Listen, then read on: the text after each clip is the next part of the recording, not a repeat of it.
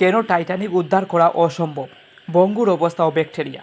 100 বছরের বেশি সময় ধরে পানির নিচে থাকায় বিশেষ ধরনের ব্যাকটেরিয়া জাহাজের লোহা খেয়ে ফেলছে, ফলে কাঠামোটি প্রায় মাটির সাথে মিশে যাচ্ছে। বিশাল গভীরতা ও চাপ। আটলান্টিক মহাসাগরের প্রায় 2.5 মাইল নিচে পানির চাপ প্রতি বর্গ ইঞ্চিতে প্রায় 5,800 পাউন্ড, যা উদ্ধারের সরঞ্জাম বা ডুবুরিদের জন্য অত্যন্ত বিপজ্জনক। দুভাগে বিভক্ত। টাইটানিক ডুবে যাওয়ার সময় দুটি ভাগে ভাগ হয়ে গিয়েছিল এবং এর অংশগুলো প্রায় 600 মিটার দূরে অবস্থান করছে।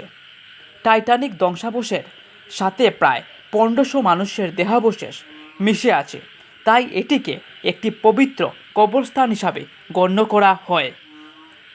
সব মিলিয়ে টাইটানিক এখন উদ্ধারযোগ্য কোনো বস্তু নয়, বরং সমুদ্রের তলদেশে মিশে যাওয়া একটি ঐতিহাসিক নিদর্শনের ধ্বংসাবশেষ মাত্র।